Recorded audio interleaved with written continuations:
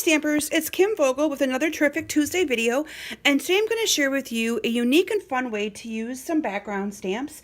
This is going to be part one in a 2-week series on background stamps, and as I was looking through my stamp collection, I realized that I have not used many of my backgrounds, and so I decided to pull them out and focus on them the next couple of weeks.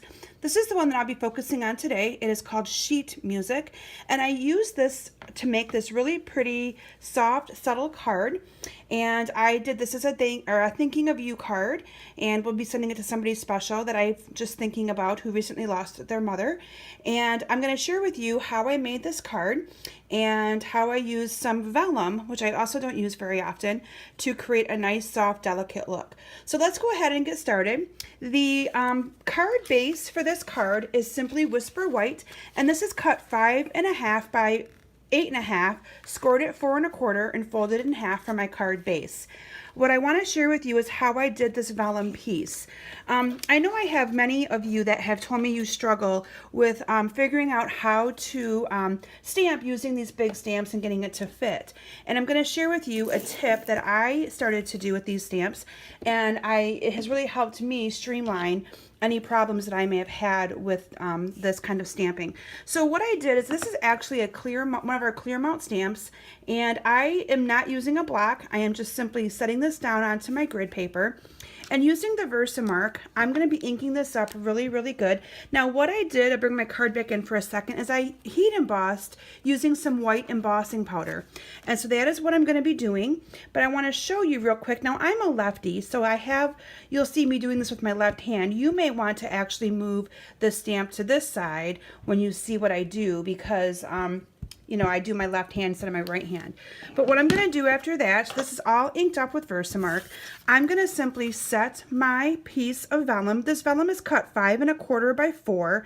And I'm going to set this square onto the stamp. And then I'm going to take the other part of my grid paper, and I'm going to fold this over, and with one hand I'm holding on to that piece of vellum, and with the other one I'm going to push gently on this stamp to get some Versamark on all of that. So this is where you might want to, when I said you might want to have your stamp on the other side and fold this way, but again, you always want to have one hand holding and one hand doing the rubbing to get that Versamark on there. And when I peel this off, you will see that I've got that image perfect onto this piece of vellum.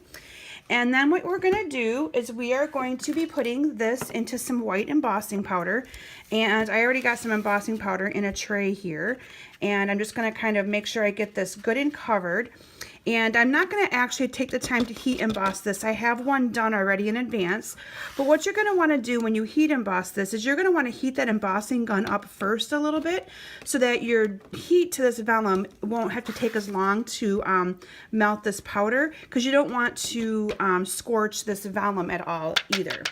Okay, so you can see I've got good coverage on that. So what you would do then is you would take your heat tool and you would heat emboss this and have that melt. And I did one in advance to kind of already save a little bit of time, but you can see how nice and white that is on there. So that's what you would do with that. And then what you're going to do is, instead of doing the sponging on the top of this, I want to keep this nice and crisp and white. So I just simply turned this over, and I used 2 different ink colors. Now Coastal Cabana was one of the colors that has left and is coming back beginning on June 1st. So I actually pulled out my Coastal Cabana, and we're going to be using Coastal Cabana, and then we're going to be using some Bermuda Bay.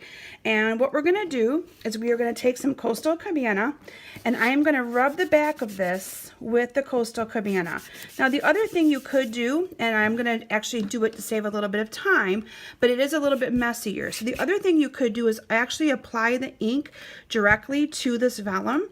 And what I have with me here is some Kleenexes then to kind of wipe off any excess. Now this method does get a little bit messier. And you can keep doing this over and over again till you get your desired color that you want on the top of this. And then what I did on the very bottom is I used my Bermuda Bay. Now again, if you wanted to do it the way in which it's not messy, you could apply it with sponges. I'm going to be applying it simply directly to this, and I'm just kind of sponging on top of this.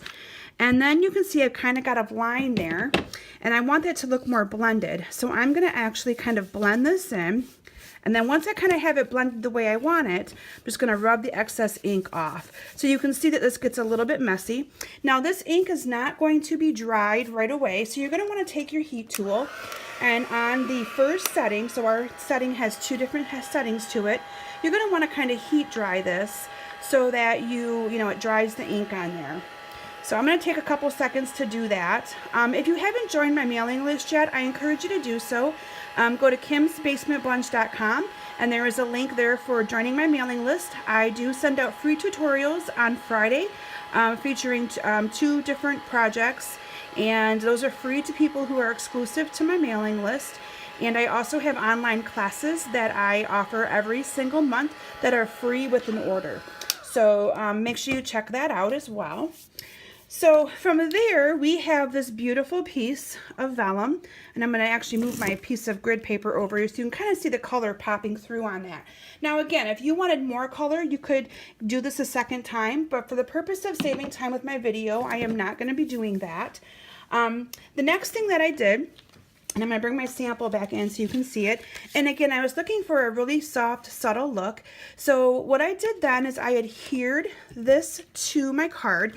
Now, I did have a little bit of struggle finding an adhesive that would work because this did make it a little bit not as good to glue down.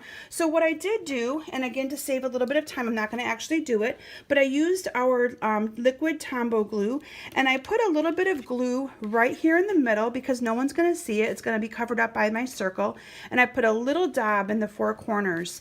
I'm not sure if you can see that a little bit down here, just to hold that in place. So there's no adhesive in the middle, or down in the sides here. What's in the middle and the 4 corners is holding this card in place for me.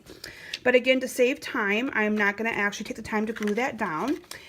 From there, what I did is I used our stitched framelits, and I cut out a circle with the white, and then using our daisy punch. Now this daisy punch is going to be carrying over into our new catalog, so I'm really excited about that.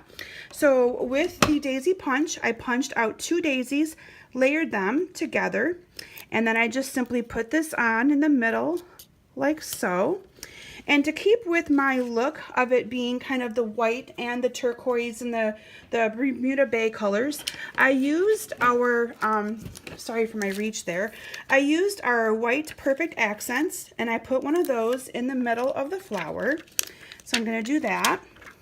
And then I was trying to find a greeting. Oops, that's not sticking very good here. Let me pull this up so you guys can see it anyway. So I put that into the middle like so. And then what I did is using a greeting from the Beautiful Day. Now this is currently in our Occasions catalog. It will be moving over into our annual catalog, so I'm really excited about that. In advance, I used a piece of Bermuda Bay cardstock. This is cut 3 by 3/4 of an inch, and I heat embossed the Always Thinking of You, and then I simply adhered this down to the front of, on top of here like this, and I put it up towards the top where I had that Costa Cabana to make that kind of pop. So that is how I made this card today. I encourage you, if you have some background stamps that you haven't used recently, I encourage you to get them out and give them a try at this technique. And again, if you've been struggling with how to stamp and get a good image on your cardstock and get it straight, I encourage you to try the technique that I did where I set this down and I put that piece of paper over top of it. It really helps get that even coverage, and it really helps make it look nice and straight. So thank you so much for stopping by today. I look forward to seeing you back next week. I will be having a second video focusing on some background stamps. Thanks for stopping today, and I look forward to seeing you soon. Have a great day.